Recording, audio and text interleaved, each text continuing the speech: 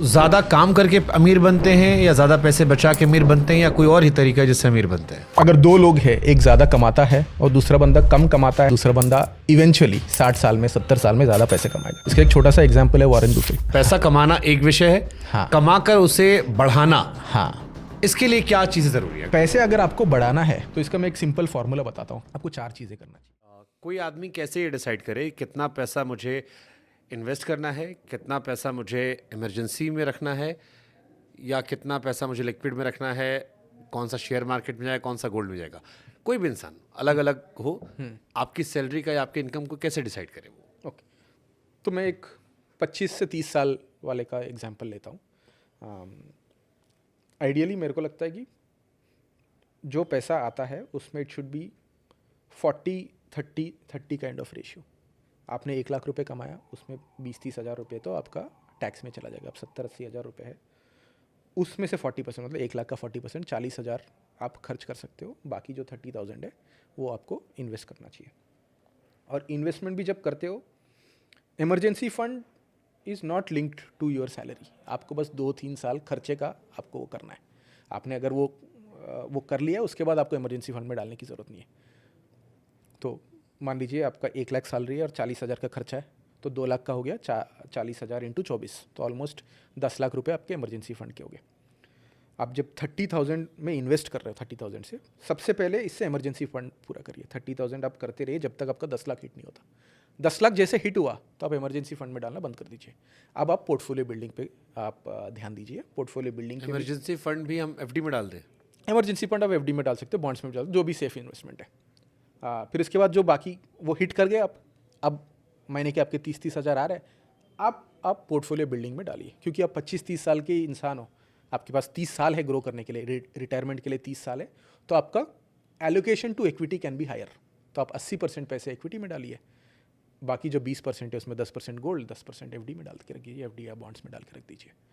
और जैसे जैसे आपका उम्र बढ़ता जाएगा वैसे वैसे आप इक्विटी का एलोकेशन कम करते रहोगे और गोल्ड और एफडी का एलोकेशन बढ़ता जाओगे, बिकॉज आपके पास समय कम है, कंपाउंडिंग का, रिस्क लेने का आपका कैपेबिलिटी कम होता जा रहा है। ओके, जो आदमी कम पैसा कमा रहा है वो क्या करे? इसका मतलब जो हैंड टू माउथ वाले लोग हैं, जैसे दिल्ली एनसीआर में बहुत सारे लोग होंगे, बॉम्बे में होंगे, जो 30 हज़ार की सैलरी कमाते हैं, जैसे तैसे 25 हज़ार चलता है, 5-6 हज़ार रुपये बच जाते हैं। इसके लिए मैं आपको एक रूल ऑफ 72 बताता हूँ।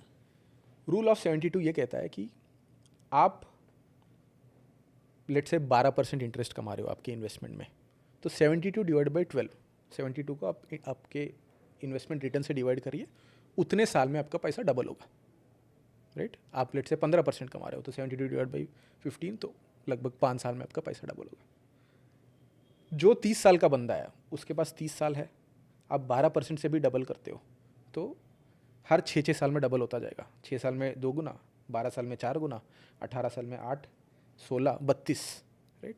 आप कम भी कमा रहे हो, आज जो आप 1 रुपया सेव कर रहे हो वो 30 साल में इट कैन बिकम 32 टाइम्स। चलो इन्फ्लेशन थोड़ा सा ले जाएगा, फिर भी आपका 10 गुना हो जाएगा। जो हैंड टू माउथ भी है वो अपने सैलरी का 10% भी सेव करते हैं और वो 30 साल तक छोड़ देते हैं, तो 10 साल बाद वो 10% विल बी इक्विवेलेंट टू आज का सैलरी, राइट? तो आज थोड़ा सा कोशिश करिए, 10% निकाल के रखिए, थोड़ा सा कैलकुलेटिव हो जाइए, वो आपको टाइम के साथ देगा। एफडी और बॉन्ड के बारे में सबसे बड़ा मिसकंसेप्शन क्या है? हाँ, इससे पहले मैं थोड़ा सा बॉन्ड समझाता हूँ, फिर मैं एफडी पर आता हूँ। तो एफडी जैसे हमने बोला कि हमने जो लोन दिया है बैंक को, that is called an FD, और हर एफडी के लिए एक अकाउंट खुलता है बैंक के पास, उसको एफडी अकाउंट कहते हैं, और बैंक आपसे लोन ले रहे हैं। और बैंक के अलावा भी बहुत सारे लोग हैं, जैसे कॉर्पोरेट्स हैं, उनको भी पैसा चाहिए, वो लोग तो एफडी खोल नहीं सकते, आरबीआई अलो नहीं करता, तो उसके लिए उनके लिए बॉन्ड करके एक इंस्ट्रूमेंट है। मान लीजिए आप एक कॉर्पोरेट हो, आपको 1 करोड़ रुपये पैसा मार्केट से उठाना है। आप बोलोगे कि मैं 100 बॉन्ड इशू कर रहा हूँ, हर एक बॉन्ड 1 लाख रुपए का है। ये बॉन्ड जिस बंदे के पास भी होगा, मैं उसको हर महीने 1-1 हज़ार रुपये का इंटरेस्ट दूंगा और 3 साल बाद वो 1 लाख रुपये लौटा दूंगा, राइट?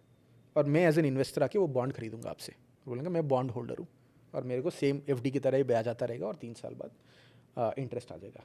बट इसमें एक यूनिक चीज़ ये है कि मैं इस बॉन्ड किसी और को बेच भी सकता हूँ। एफडी में ऐसे आप ट्रांसफ़र नहीं कर सकते हो, मैं बॉन्ड किसी और को बेच दूंगा 1 लाख रुपये में, अगले महीने से इंटरेस्ट उनको आना शुरू हो जाएगा।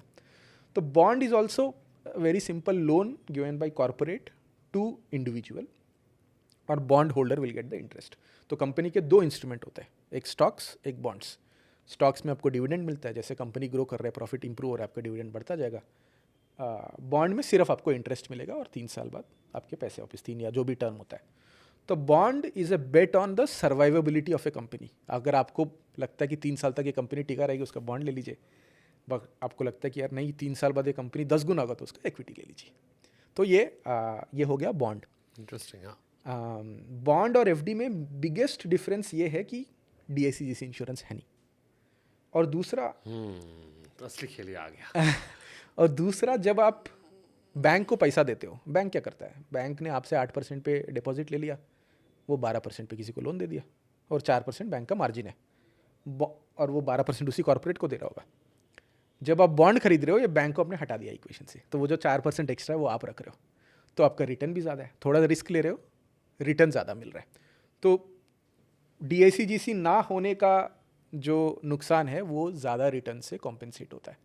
तो इसीलिए कोई इन्वेस्टर जब शुरू करता है अपनी इन्वेस्टमेंट जर्नी, वो पहले तो एफडी से शुरू करिए। अब बॉन्ड में भी थोड़ा रिस्क तो है, हम ऐसा नहीं बोलते कि रिस्क है नहीं, बट 100 रुपये आप एफडी में डालते हो तो 10-15 रुपये बॉन्ड में डाल के देखिए, सो दैट आपका जो कंबाइंड पोर्टफोलियो है उसका थोड़ा सा रिटर्न इंप्रूव हो जाए।